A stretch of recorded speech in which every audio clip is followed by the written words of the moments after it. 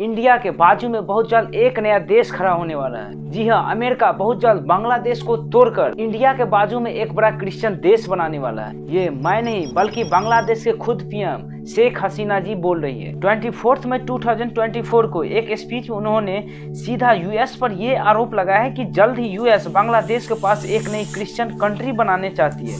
उन्होंने ये तक भी बता दिया कि इनके लिए उनको ऑफर भी दिया गया था, अगर वो बांग्लादेश के पास लोकेटेड ये आइलैंड सेंट मार्टिन अगर वो यूएस को दे देती है तो अमेरिका उसे बिना मेहनत के 7 जनवरी 2024 में हुए बांग्लादेश नेशनल इलेक्शन में उसे आसानी से जिता देंगे। लेकिन ये बात जितना कंसर्निंग बांग्लादेश के लिए है, उससे कई गुना ज्यादा खतरनाक हमारे इंडिया के लिए हो सकता है, क्योंकि कई रिपोर्ट के हिसाब से इस नए देश के लिए यूएस इंडिया के कुछ हिस्से को भी तोड़ सकते हैं, स्पेशली इंडिया के कुछ नॉर्थ ईस्टर्न रीजन के हिस्सों को भी तोड़ सकता है। और यूएस ऐसा कर सकता है या भी नहीं, इस बात को रत्ती भर का भी डाउट मन में नहीं रखना, क्योंकि यूएस ऑलरेडी ऐसा कर चुका है अपने पर्सनल फायदे के लिए। दूसरे देश में प्रॉब्लम्स क्रिएट करना, उसे दो हिस्सों में तोड़ देना, ये एक्चुअली में यूएस की खूबी रही है। कई केसेस तो ऐसा भी देखा गया है जिसमें उस देश को पता तक भी नहीं चलता और एंड में उसको पता चलता है कि अमेरिका हमारे साथ गेम खेल करके चले गए। इस वीडियो में आगे चल करके आपको एविडेंस के साथ प्रूफ करके बताने वाले हैं। फिलहाल ये जो क्वेश्चन है, बांग्लादेश को आखिर यूएस दो टुकड़ों में तोड़ेगा, ये कैसे तोड़ सकता है, कौन से एरिया होंगे जिसको तोड़ करके एक सेपरेट देश बनाएंगे, और सबसे बड़ा question what does the mean of India, और इंडिया का इसमें क्या नया फीचर होगा इससे। तो चलिए चालू करते आज के इस एपिसोड को।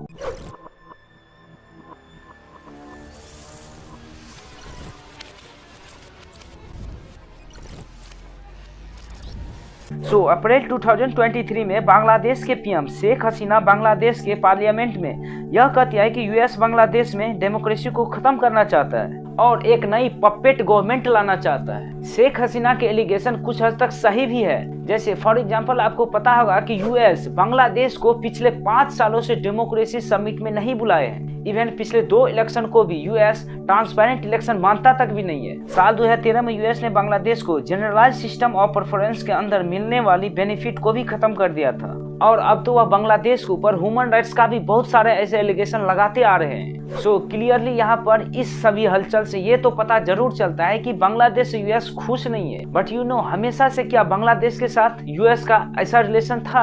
अगर आप दोनों कंट्री को डीपली एनालिसिस करेंगे तो यूएस अपने कैरेक्टरिस्टिक ऑफर से बांग्लादेश को कैरोट गोल्ड ऑफर कर रहे थे। जैसे कि एक समय पर तो यूएस बांग्लादेश को तो एक इम्पोर्टेंट पार्टनर बताता था। इनफैक्ट यूएस ही इकलौता ऐसा कंट्री था जहाँ पर बांग्लादेश में सबसे ज्यादा इन्वेस्टमेंट आता था। और कुछ साल पहले उन दोनों ने अपने बायलैटरल रिलेशन की गोल्डन जुबली भी सेलिब्रेशन किए थे। अचानक से दोस्ती दुश्मनी में कैसे बदल गई, उनको समझने से पहले यूएस का जो इस रीजन में इंटरेस्ट है उसे समझना पड़ेगा। यूएस का हमेशा से रहा है कि वह किसी रीजन में अपने पर्सनल इंटरेस्ट के साथ इंटरफेयर करता है और बाद में कुछ भी दिखाकर जैसे बोलेंगे कि हम डेमोक्रेसी को प्रमोट करने आ गए हैं या फिर हम लॉ ऑर्डर को मर्जिंग करने के लिए आ गए हैं। इस बार यूएस को इस रीजन में पर्सनल इंटरेस्ट है सेंट मार्टिन आइलैंड। ये वही जगह है जिसके बदले में यूएस ने शेख हसीना को इलेक्शन जीतने का वादा तक किया था। बट जैसे ही हसीना ने यूएस के ऑफर को ठुकरा दिया, उसके बाद वो बांग्लादेश को धमकियां देना स्टार्ट कर दिया था। धमकियां कुछ इस तरह से दिया कि अगर वह उस आइलैंड को नहीं दिया तो वह उस आइलैंड को एक नया देश बना देंगे। अब एक्चुअली में इन सभी मुद्दे की शुरुआत 2003 में हुआ था, जब यूएस ने इस आइलैंड पर अपना एयर और नेवल बेस बनाने का प्रपोजल किया था। बट बांग्लादेश उनकी हर बार इस प्रपोजल को रिजेक्ट करते जा रहा था। तब से इन दोनों के बीच में एक टसल चालू हो गया। लेकिन यूएस अब इस आइलैंड पर अपना कंट्रोल चाहता है, उसे एक नया देश बनाकर उस पर अपना एक पपेट गवर्नमेंट बिठाना चाहता है। बे ऑफ बंगाल के इस रीजन में अपना एक पावर सेंटर बनाना चाहता है। अब जो लोग ये सुनकर खुश हो रहे होंगे कि अब इंडिया का दोस्त यूएस इंडिया के बाजू में आ जाएगा, लेकिन ऐसा बिल्कुल गलत है।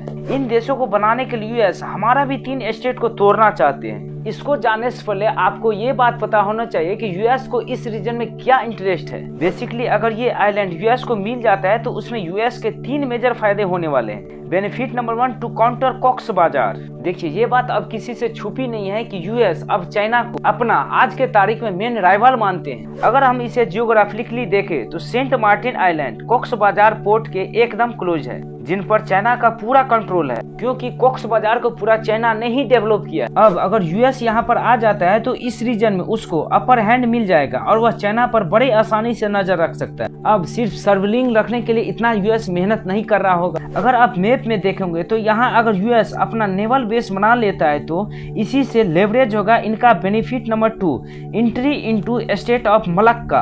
अब मलक्का स्टेट की इम्पोर्टेंट आई डोंट कि हमें समझाने का भी जरूरत है कि या नहीं, क्योंकि यहाँ से दुनिया का 60% ट्रेड यहीं से पास होता है और अमेरिका का पसंदीदा चाइना का भी 70% ऑयल ट्रेड यहीं से पास होता है। इवन चाइना की एनर्जी सिक्योरिटी का भी ये रूट बहुत ही ज्यादा इम्पोर्टेंट रोल अदा करता है कि अगर ये रूट अगर ब्लॉक होंगे तो चाइना के सारे इंडस्ट्री चौकअप हो जाएंगे और एकदम से ठप पड़ जाएंगे। अब ऐसा भी नहीं कि यूएस इस रूट की जानकारी पहले से नहीं समझता था या समझने की कोशिश नहीं किया था। उन्होंने तो ऑलरेडी 27 साल पहले मलाइका स्टेट के पास 1988 में सिंगापुर के चांदी पोर्ट में एक बेस बनाया था, बट इसके 2 मेजर प्रॉब्लम थे। नंबर फर्स्ट, ये बेस मलाइका स्टेट के एग्जिस्ट पोल पर है, बट बेसिकली में कभी वार लाइक सिचुएशन में यूएस चाइना की शिपिंग को ब्लॉक भी करना चाहेगा तब तक वो शिप मलाइका क्रॉस करके एक ऐसा रीजन में होगी जहां पर चाइनीज ने भी डोमिनेंट पोजीशन पर है। प्रॉब्लम नंबर 2, चाइना का मलाइका डायलेमा। सबसे बड़ा डर चाइना को मलाइका स्टेट चौक होना।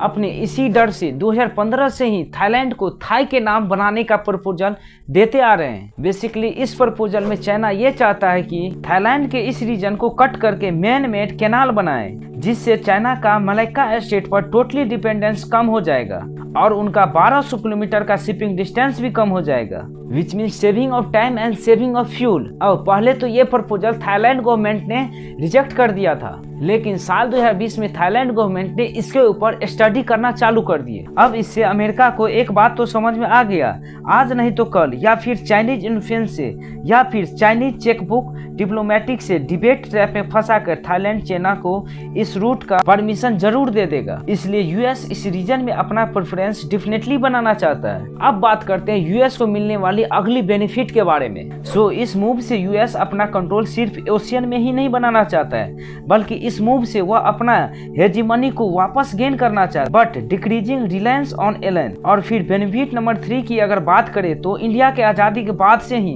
यूएस ने हमेशा पाकिस्तान का ही साइड दिया। उन्होंने कारगिल जैसे वार में टेररिस्ट के जीपीएस लोकेशन का भी ट्रेस हमको नहीं दिया था, क्योंकि यूएस को एशिया में सरवाइव करने के लिए एक अलायंस चाहिए था और ऐसा अलायंस जो कि बिकाऊ था। लेकिन जब उनको पता चल गया पाकिस्तान एक फेल्ड स्टेट निकला और उनके सबसे बड़े रिनाइबल चाइनीज को काउंटर करने के लिए इंडिया जैसे डेवलपिंग पावर की जरूरत पड़ेगी, तो न्यू सिचुएशन को देखते हुए इंडिया के साथ अपने रिलेशन अच्छे करने में लगे। बट अब इंडिया का भी लीडरशिप ऑफ जयशंकर बहुत ही अच्छे से समझ गए थे। फॉर एग्जाम्पल रशियन यूक्रेन वार के समय में जब यूएस ने हमसे कहा कि रशिया से ऑयल नहीं खरीदो, फिर भी हमने खरीदा। Tell me, buying Russian gas is not funding the war? I mean, why is it's only Indian money and oil coming to India which funds, but it's not gas coming to Europe which funds? If you are looking at energy purchases from Russia, I would suggest that your attention should be focused on Europe. But I suspect, looking at the figures, probably our total purchases for the month would be less than what Europe does in an afternoon. तो ऐसे में US के मजबूरी हो गई कि वो हमसे चाहकर भी कुछ नहीं बोल सकती है, हमारे ऊपर उतना ज्यादा सेंसेक्स भी नहीं लगा सकते, क्योंकि हमारा उनको अभी बहुत ज्यादा जरूरत है। और वहाँ पर एक बेटर रीजन ये बचता है कि वो किसी के साथ नहीं, अपना एक खुद को वहाँ पर प्रेफरेंस बनाए।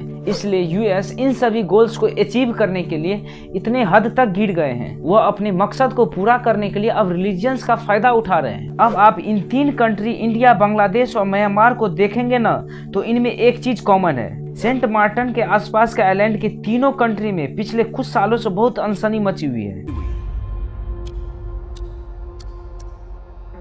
जैसे म्यांमार में कू हुआ, पिछले 1 सालों से मणिपुर जल रहा है।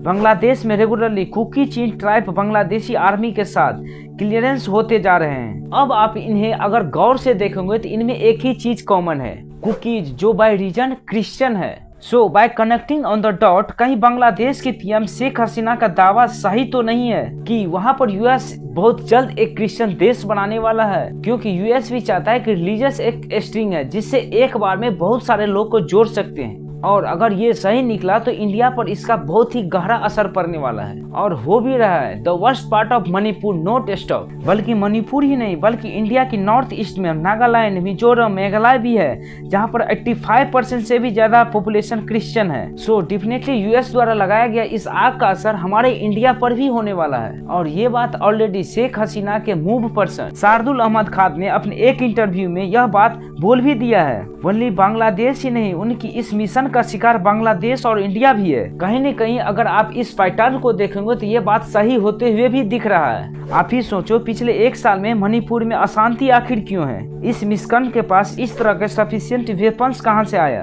और उनका कम्बैक्ट मिशन की तरह एक ट्रेनिंग मिलिट्री की तरह लड़ना।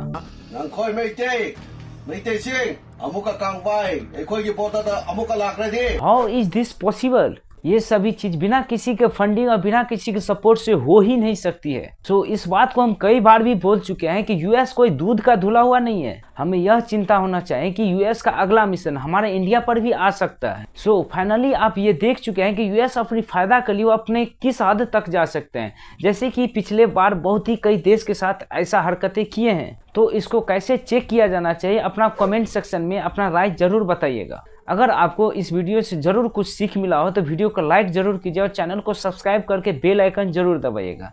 मिलते हैं कोई अगले वीडियो में, तब तक के लिए जय हिंद दोस्तों।